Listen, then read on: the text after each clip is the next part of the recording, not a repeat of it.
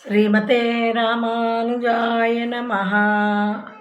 ఆండాళ్ తిరువడిగళే శరణం. ఈరోజు మనం 14వ రోజుకు ప్రవేశించాం. ఈరోజు తిరుప్పావై ప్రబంధంలో 14వ పాసురంలో 9వ గోపిని మేల్కొల్పబడుతుంది. మనం చెప్పుకున్నాం కదా, 5వ పాసురం నుంచి 15 పాసురాల వరకు 10 మంది గోపికల్ని ఆండాళ్ తల్లి తమ బృందంతో కలిసి మేల్కొల్పుతూ ఉంటారని.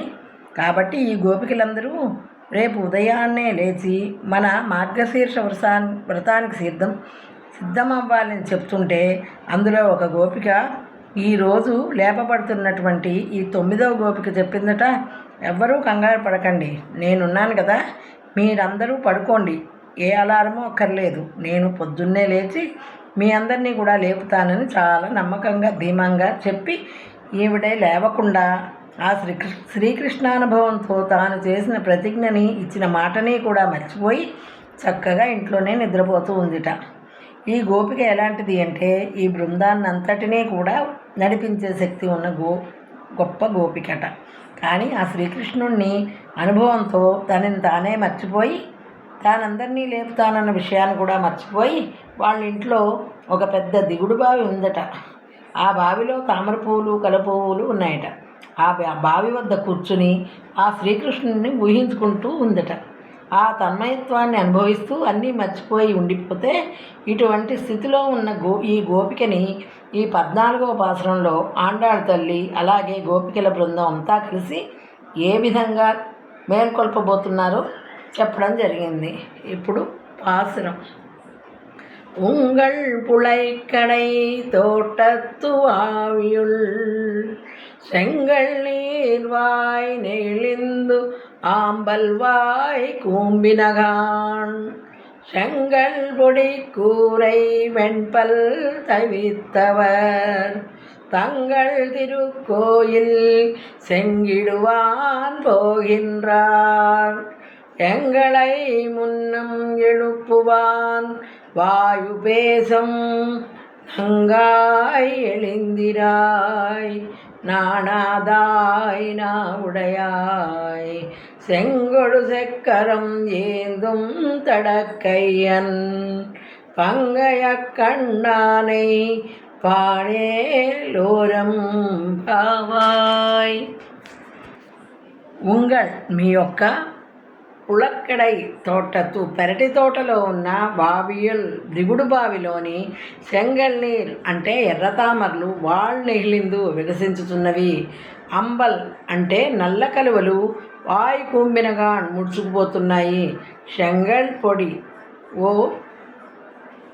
జేగురు రాళ్ల పొడితో రంగు అద్దిన కురై వస్త్రములు, వెన్బల్ తెల్లని పలువరుస కలిగిన తవత్తవర్ సన్యాసులు, తంగళ్ తమ యొక్క తిరుక్కోయిల్ దేవాలయమున సెంగిడువాన్ ఆరాధన చేసుకోవడానికి భోగిన్రారై పోతూ ఉన్నారు.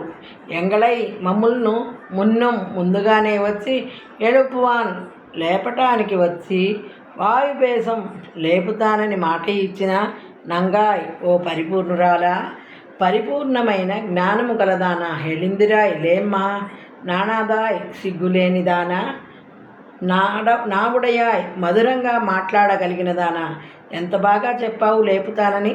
శంగుడు శంఖమును, చక్రం చక్రమును ఏందుం ధరించినవాడై, తడం పొడవైన కయ్యన్ బాహువులు గల పంగయక్కండానై ఆ పుండరీకాక్షుడిని పాడటానికి రమ్ము ఏలోరంబాబాయ్. ఈ విధంగా ఓ జనులారా, ఇది మా వ్రతమై ఉన్నది, వ్రతమునకు మనస్సు పెట్టండి అంటూ దీని యొక్క అర్థం. ఇప్పుడు భావం తెలుసుకుందాం. ఓ పరిపూర్ణురాలా అంటే, ఇక్కడ వారికి ఒక ప్రక్క కోపం వస్తూ ఉంది. ఉదయాన్నే వచ్చి లేపుతానని చెప్పి లేపలేదు. తన మాట పట్టుకొని మేము లేవకుండా ఉంటే వ్రతానికి వెళ్ళలేకపోయేవాళ్ళం. చక్కగా ఆ కృష్ణానుభవంతో మైమరిచి నిద్రపోతూ ఉంది. ఓ పరిపూర్ణమైన జ్ఞానము కలదానా, నీ పెరటి తోటలోని ఎర్ర కలువలు వికసిస్తున్నాయి, నల్ల కలువలేమో ముడుచుకుపోతున్నాయి. అంటే ఎర్ర కలువలు సూర్యకిరణానికి సొగ్గానే వికసిస్తాయట, నల్ల కలువలేమో చంద్రుడి కిరణాలకు వికసిస్తాయి. ఎర్ర కలువలు వికసిస్తాయి, నల్ల కలువలు ముడుచుకుపోతుంటాయి. ఇక లే, ఎర్రని కాషాయ వస్త్రాలు దాల్చిన తెల్లని పలువరుస కలిగిన సన్యాసులు తాము తమ ఆలయాలలో పూజలు చేసుకోవటానికి ఆ భగవంతుణ్ణి ఆరాధనకు వెళ్ళిపోతున్నారు. ఇక్కడ తెల్లని పలువరుస ఎప్పుడుంటుంది? సాత్విక ఆహారం తీసుకునేవారికి, అలాగే ఎప్పుడూ మంచి మాటలు మాట్లాడేవారికి తెల్లని పలువరుస ఉంటుందని చెప్తున్నారు. వాళ్ళందరూ కూడా దేవుని ఆరాధన చేయడానికి వెళ్ళిపోతున్నారు. తెల్లవారగానే వచ్చి లేపుతానని మాట ఇచ్చావు కదా, మర్చిపోయావా ఓ సిగ్గులేని దానా? లే, మాటలే కాదు, నీ పనులు ఎంత బాగా చెప్పావు. ఇక నీవు లేవాల్సిందే.